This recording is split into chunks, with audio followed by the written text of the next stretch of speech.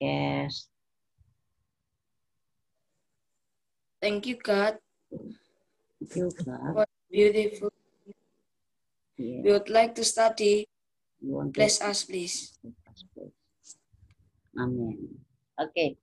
Selamat pagi semuanya. Kabar baik hari ini? Ya. Hari ini kita mau sama-sama belajar tentang Roh Kudus penolongku. Ya, semua bisa dengar suaranya, Miss? Kalau bisa kasih jempolnya. Boleh diangkat jempolnya? Oke, good. Ya. Miss akan tadi udah share untuk materinya ada di grup PAK kelas 5 ya.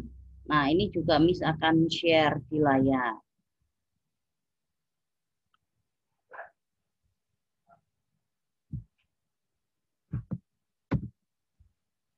Ya.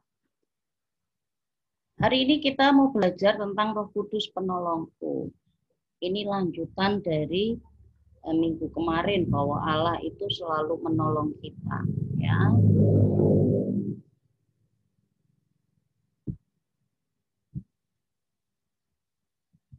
Ya, Roh Kudus adalah penolong dalam hidup kita. Seperti yang teman-teman tahu, teman-teman kenal bahwa di dalam kekristenan itu dikenal ada namanya pribadi Roh Kudus, ya. Nah, kita baca dulu ayatnya. Ini tentang janji tentang Roh Kudus yang ditulis di Kitab Para Rasul, Kisah Para Rasul 1 ayat 8, ya. Ini peristiwa ini terjadi setelah Tuhan Yesus naik ke surga, ya.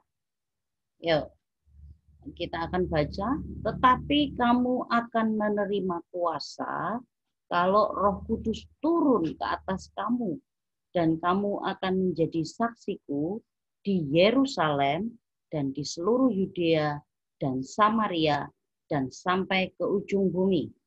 Nah, dari ayat ini Miss menggaris besar, ya, menulis dengan huruf yang lebih besar ada beberapa kata penting. Yang pertama yaitu kamu akan menerima kuasa kalau Roh Kudus turun ke atas kamu. Nah, bisa dilihat dulu di sini. Jadi Roh Kudus itu akan memberi kita kuasa. Ya. Kuasa di sini itu seperti dinamit yang meledak. Seperti dinamo yang bisa menggerakkan sepeda. Artinya apa? Ya memang ini kuasa dari Roh Kudus yang diberikan kepada kita. Untuk apa sih?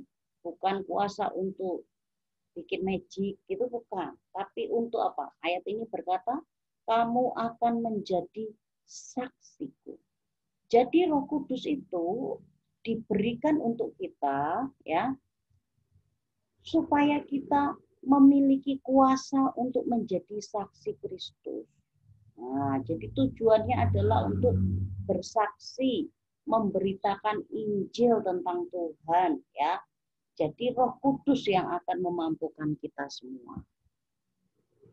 Pertanyaannya siapa Roh Kudus? Nah, yuk menurut kamu siapa sih Roh Kudus? Ayo, kita diskusi dulu. Siapa Roh Kudus?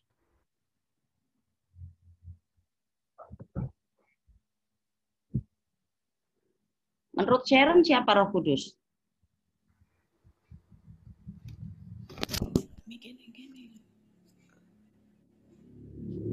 Aku tahu, Miss. Ya, siapa? Aku Kenneth. Iya, Kenneth. Roh Kudus itu siapa? Roh Tuhan. Tuhan. Oke, betul. Jadi Roh Kudus itu adalah Tuhan sendiri. Ya, Roh Kudus adalah apa? Tuhan sendiri. Ya. Roh Kudus itu adalah salah satu pribadi dari Allah Tritunggal atau Allah yang esa. 3 di dalam 1. Ya. Roh Kudus itu hadir di dalam bentuk roh.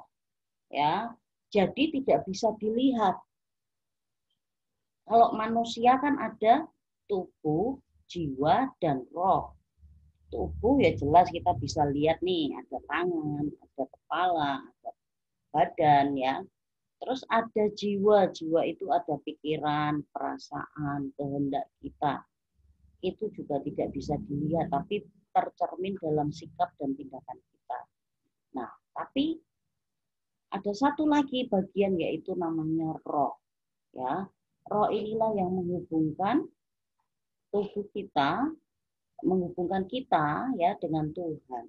Kenapa? Karena Tuhan juga adalah roh. Jadi Tuhan tidak bisa dilihat secara fisik, secara badan seperti manusia, tetapi dia adalah roh. Ya. Nah, Roh Kudus itu memberi kita kuasa untuk menjadi saksi. Ingat, untuk menjadi saksi. Mungkin ketika kamu tidak berani bercerita tentang Tuhan, Roh Kudus yang akan memberikan kita keberanian untuk bercerita, untuk bersaksi, untuk memberitakan Injil, ya, untuk menunjukkan Tuhan melalui seluruh hidup kita. Itu adalah Roh Kudus.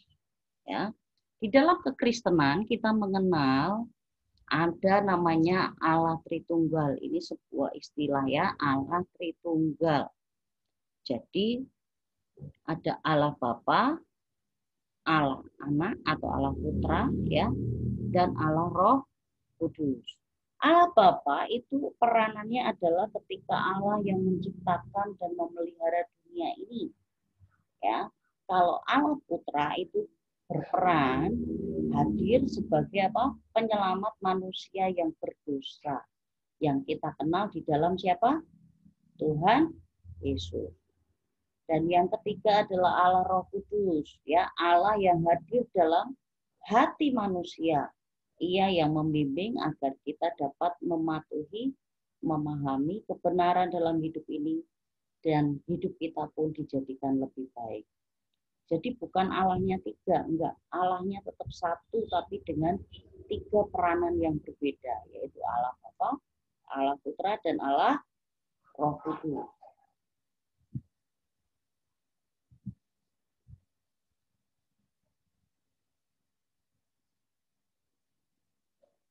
Di Yohanes 14 ayat yang ke-16 nih teman-teman bisa lihat. Ini juga adalah firman Tuhan yang berhubungan dengan Roh Kudus ya. Ya, Miss akan baca ya, teman-teman menyimaknya ya. Aku Yohanes 14 ayat 16 sampai 18. Aku akan minta kepada Bapa dan ia akan memberikan kepadamu seorang penolong yang lain, supaya ia menyertai kamu selama-lamanya, yaitu Roh kebenaran. Dunia tidak dapat menerima dia, sebab dunia tidak melihat dia dan tidak mengenal dia. Tetapi kamu mengenal dia, sebab ia menyertai kamu dan akan diam di dalam kamu. Aku tidak akan meninggalkan kamu sebagai yatim piatu. Aku datang kembali kepadamu. Ya. Ini adalah firman Tuhan, janji Tuhan yang berhubungan dengan Roh Kudus. Ya, Roh Kudus.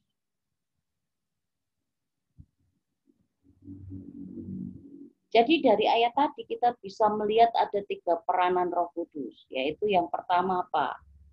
Sebagai roh penghibur, sebagai roh kebenaran, dan sebagai roh penolong.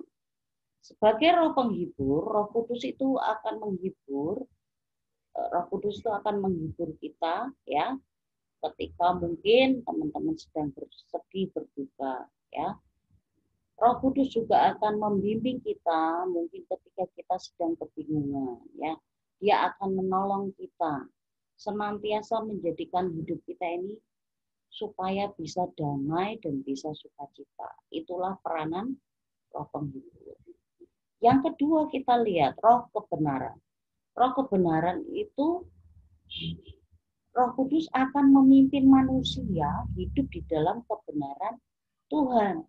sehingga manusia bisa mengenal siapa Tuhan.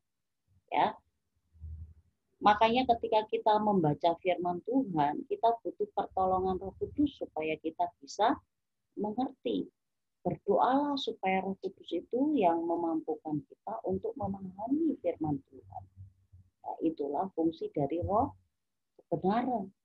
Juga ketika mungkin teman-teman nih mau berbuat dosa, Roh Kudus inilah yang akan mengingatkan teman-teman. Nah, contoh nih, pernah nggak misalnya teman-teman lagi mau ujian dulu ya, mungkin ini kan sudah di rumah online semua ya, tapi mungkin kemarin waktu sekolah secara offline ya, kita datang ke sekolah terus ada ujian, ada ulangan, kira-kira nih teman-teman mungkin pernah ada yang merasa pengen nyontek ya, tapi kok tiba-tiba di hati ini jadi nggak enak gitu, diingatkan Tuhan, jangan loh, itu dosa loh. Nah, seperti itulah, itu peranan dari Roh Kudus sebagai Roh kebenaran ya. Jadi dia akan mengingatkan dan membimbing kita supaya kita tetap hidup di dalam kebenaran firman Tuhan. Kita bisa menjalani hidup kita dengan benar seperti yang Tuhan mau. Yang ketiga, Roh Kudus itu adalah Roh penolong ya. Roh yang tidak dapat dilihat namun kehadirannya bisa dirasakan. Kenapa? Karena Roh Kudus itu akan selalu menyertai kita ya. Sama seperti contoh nih angin, kita bisa nggak lihat angin? Nggak bisa lihat angin. Tapi ketika angin itu berembus, kita bisa merasakan. Sama dengan Roh Kudus, kita mungkin nggak bisa lihat Roh Kudus, tapi kita bisa merasakan kehadirannya. Ya, mungkin ketika teman-teman merasa sendiri, tapi kok ada Tuhan yang menyertai. Ya, mungkin kamu lagi nggak ada temennya, mungkin pengen curhat tapi nggak ada sahabatmu. Nah, kamu mulai berdoa, maka disitulah kamu bisa merasakan bahwa Tuhan itu akan menjadi sahabat, jadi teman kamu. Nah, kamu bisa merasakan bahwa Dia selalu menyertai kamu. Nah, coba Miss mau tanya, pernah nggak sih teman-teman mengalami peranan Roh Kudus yang ini dari Roh yang menghibur, Roh kebenaran, dan Roh penolong? Pernah nggak ngalami? Pernah. Kenneth pernah. Sharon pernah nggak?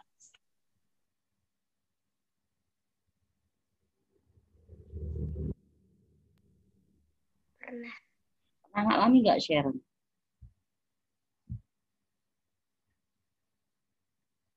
Atau Milka? Pernah ya? Ya. Pernah. Iya. Jendra pernah? Pernah. Milka pernah ya?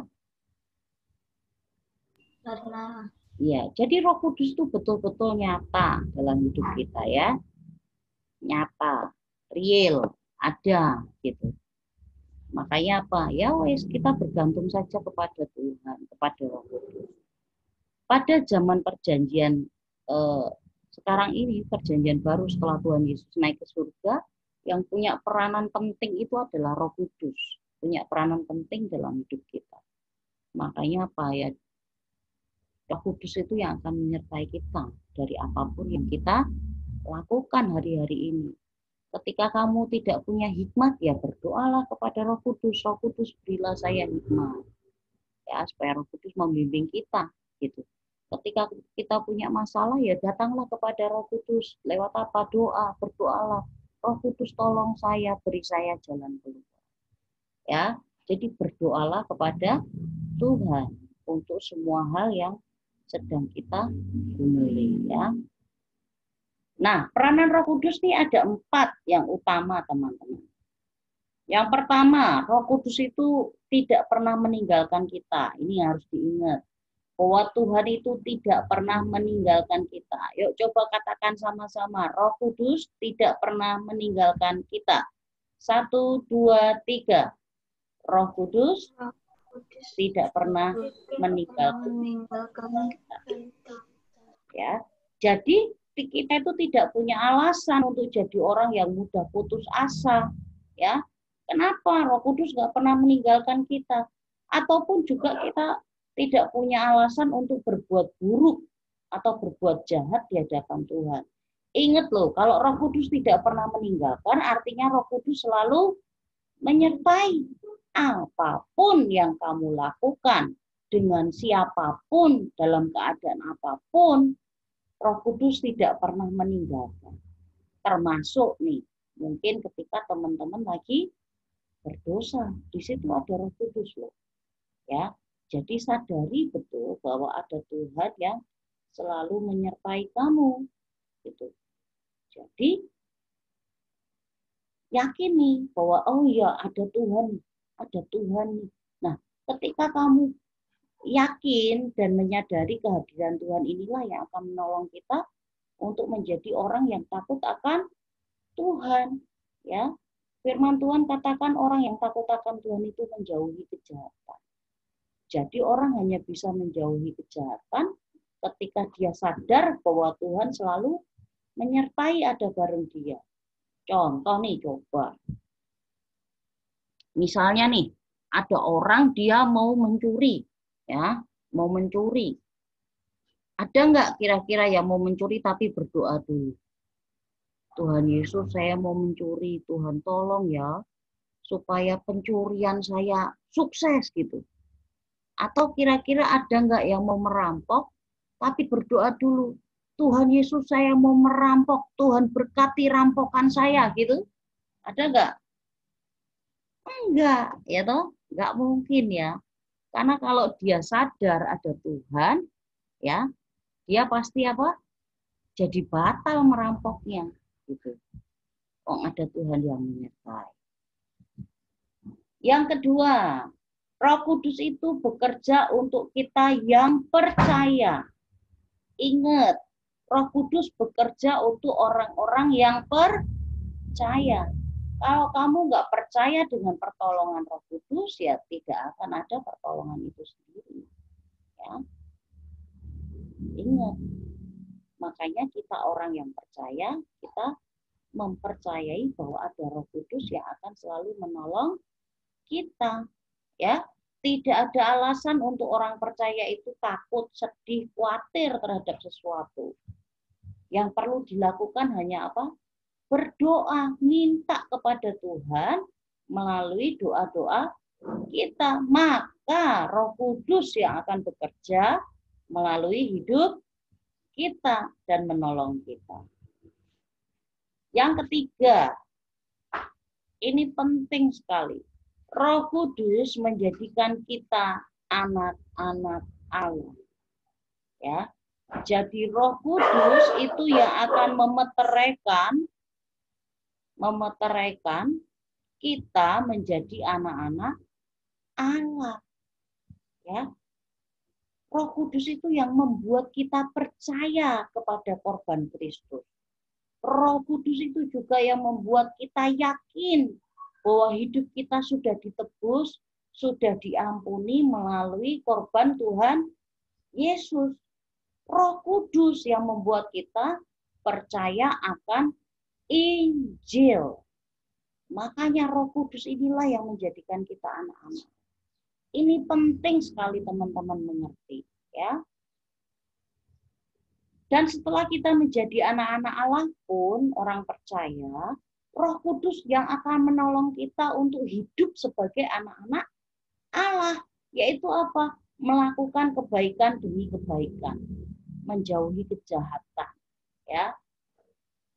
Bahkan dia yang akan mengerjakan sesuatu yang dianggap manusia ini sebagai sesuatu yang mustahil, tapi bagi Tuhan tidak ada yang mustahil. Itulah pertolongan Tuhan untuk kita orang-orang yang percaya. Yang keempat, yaitu Roh Kudus adalah penolong yang sejati. Ya, kemampuan manusia itu kan terbatas, ya, terbatas sekali.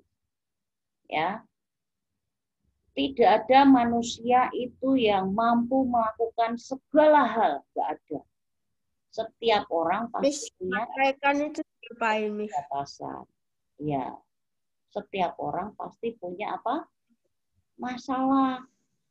Nah, punya hal-hal yang menurut dia nggak mungkin terjadi dalam hidupnya.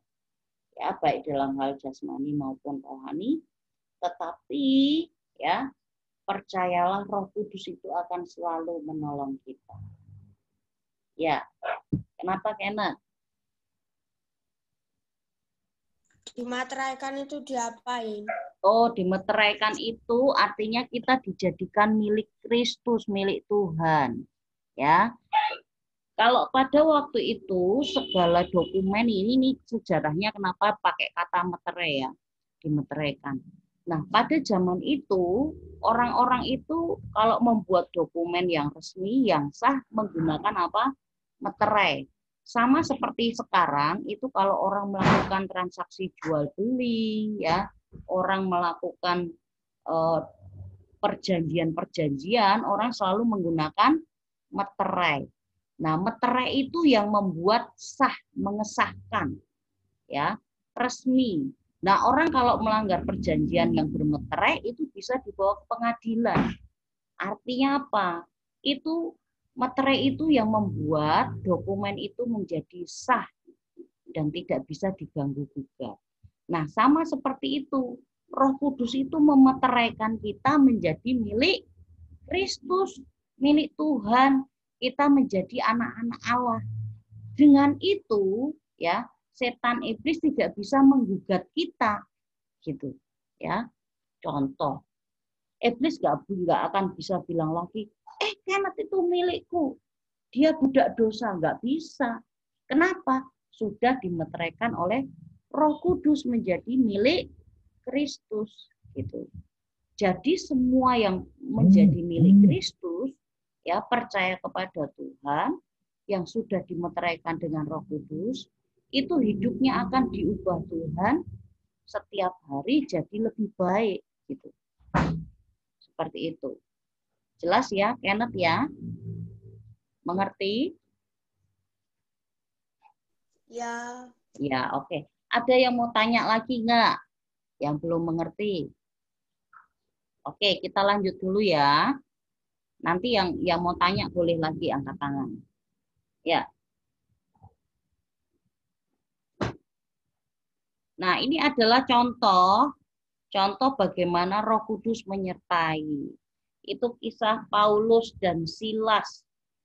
Nanti teman-teman bisa baca dari kisah para rasul 16 sampai 18 dan seterusnya itu. Itu menarik sekali bahwa bagaimana Roh Kudus itu membimbing Paulus dan Silas untuk memberitakan Injil kepada yang membutuhkan. Nah, pada waktu itu mereka itu sempat berencana untuk pergi ke daerah Asia, ya. Dari Yerusalem mereka mau ke Asia.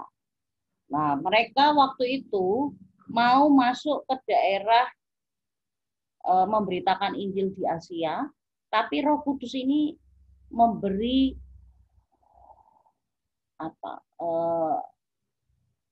kehendak yang berbeda, ya. Akhirnya Roh Kudus ini melarang mereka untuk pergi ke Asia, mungkin nggak boleh gitu ya. Nah, Paulus ini mengerti Tuhan tidak mengizinkan untuk ke Asia. Akhirnya mereka beristirahat di Troas. Nah, ketika mereka berhenti di Troas, malam itu Roh Kudus datang kepada Paulus, ya, dalam sebuah penglihatan. Nah, dia melihat ada orang dari Makedonia itu berteriak-teriak minta tolong, tolong kami, tolong kami. Nah, setelah itu Paulus memahami bahwa ternyata Tuhan tidak mau dia ke Asia, tapi maunya Paulus ini pergi ke Makedonia. Maka hari itu Paulus dan Silas pun akhirnya menuruti Roh Kudus. Dia berangkat ke Makedonia. Dan kota yang dituju adalah Filipi. Nah, nanti kalau dibaca di seterusnya, teman-teman akan melihat ada hal yang menarik. Nah, pada waktu itu mereka sudah sampai di sana, mulai ada seorang perempuan namanya Lydia mengikuti Paulus. Wah, mengikuti terus bercerita, oh Paulus nih begini, Paulus begitu dan sebagainya. Tapi ternyata apa? Lydia ini adalah seorang wanita yang dikuasai roh jahat. Nah, sampai akhirnya Paulus pun melepaskan Lydia dari roh jahat. Itu adalah tuntunan yang pertama. Kemudian setelah itu betul dia ini masuk ke Filipi. Nah, dia mulai memberitakan Injil Yesus di kota Filipi. Tapi karena orang-orang itu tidak ada orang-orang ya yang tidak senang, akhirnya Paulus ini ditangkap. Ditangkap, masukkan penjara. Karena memberitakan apa? Injil Yesus. Nah, tapi di sini kita masih melihat penyertaan Tuhan yang luar biasa. Ya, kan nggak mungkin wong Tuhan suruh Paulus ke Makedonia kok hanya untuk masuk penjara, kan nggak mungkin. Nah, tapi ternyata semua ada maksud Tuhan. Ketika Paulus di penjara, ya, dia bisa melihat pertolongan Tuhan dan mengalami mujizat Tuhan. Ya, ketika dia di penjara bukan karena melakukan kejahatan, tapi karena melakukan pemberitaan Injil, maka Tuhan pun menolong dia.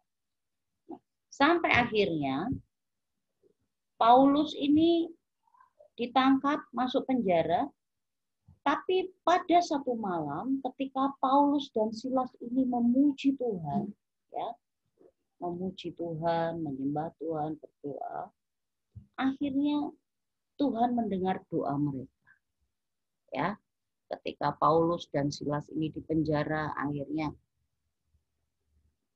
Tuhan buat mujizat. Akhirnya apa? Ketika mereka sedang memuji Tuhan, tiba-tiba terjadi goncangan, ya, terjadi gempa, rantai-rantainya gugur, lepas. Akhirnya betul-betul Paulus dan Silas ini bisa keluar dari penjara karena apa? Pertolongan Tuhan. Nah, jadi ketika Tuhan menyertai hidup kita, ya, Tuhan pasti menolong kita dari setiap kesulitan juga. Kalau kamu ingin menjadi saksi, menjadi berkat untuk orang lain, Tuhan juga pasti menolong kita. Ya. Makanya apa? Kita adalah menyebut Tuhanlah sumber pertolongan yang sejati. Datang kepada Tuhan melalui doa, maka Tuhan itu setia menggenapi janjinya. Tuhan pasti menolongnya. Yuk, sama-sama baca yang bagian merah ini ya, yang bawah. Tidak ada yang mustahil bagi Tuhan. 1, 2, 3. Tidak ada yang mustahil bagi Tuhan. Sekali lagi. 1, 2, 3. Tidak ada yang mustahil bagi Tuhan. Ingat ya, Tuhan sumber pertolongan sejati. Jadi kalau kamu punya masalah, datanglah kepada Tuhan melalui apa? Doa-doamu. Jangan takut, jangan khawatir, tapi bawalah ke dalam doa. Oke, sampai di sini mengertikah pelajaran kita hari ini? Mengerti? Mengerti. Mengerti ya. Oke. Tugas hari ini, teman-teman boleh nggak nanti belajar berdoa? Ya, berdoa. Nah, hari-hari ini kita sedang berdoa untuk bangsa kita, ya. Bangsa kita ini lagi banyak butuh pertolongan Tuhan. Yang pertama, pandemi yang tidak pernah selesai. Ini belum sampai sekarang ini belum selesai, udah hampir setahun. Yang kedua, kita juga berdoa untuk beberapa tempat di Indonesia yang terkena bencana. Contoh, kemarin di Sulawesi ada apa? Ada Banjir. banjir. Ya, ada longsor. Betul. Itu Kalimantan. Sulawesi itu gempa ya. Sulawesi gempa. Kalimantan itu ada banjir. Sekarang di Merapi sedang meletus. Ya, kita berdoa aja untuk 4 hal itu. Ya, hari ini boleh ya berdoa ya teman-teman ya. Nah, tugasnya Miss mau kasih pilihan. 1, teman-teman menuliskan doamu. Atau yang kedua, membuat video kamu berdoa syafaat. Untuk 4 hal itu. Menuliskan. Oh, ditulis. Ya, oke. Menuliskan. Ya, oke. Hari ini teman-teman berarti tugasnya hanya menulis doamu saja. Ya, jelas ya? Menulis apa? Doa. Untuk 4 tadi ya. Yang pertama apa? Untuk pandemi bangsa kita, yang dialami bangsa kita. Yang kedua, gempa di Sulawesi. Yang ketiga, banjir di Kalimantan. Yang keempat, Merapi meletus. Oke ya, kita mau berdoa supaya Tuhan menolong bangsa kita. Dijauhkan dari semua yang jahat. Hanya kehendak Tuhan yang terjadi atas bangsa kita. Oke, gitu ya, friends. Jelas semuanya ya? Jelas? Yuk, kita mau tutup pertemuan kita. Nanti kalau masih ada yang bingung, boleh tanya ya. Materi hari ini sudah share di grup PAK kelas 5. Nanti bisa di-download lagi, dilihat lagi ya. Yuk kita berdoa, yuk kita tutup pertemuan kita. Tuhan Yesus, terima kasih untuk pembelajaran kami hari ini. Terima kasih Roh Kudus sudah menolong kami supaya kami mengerti.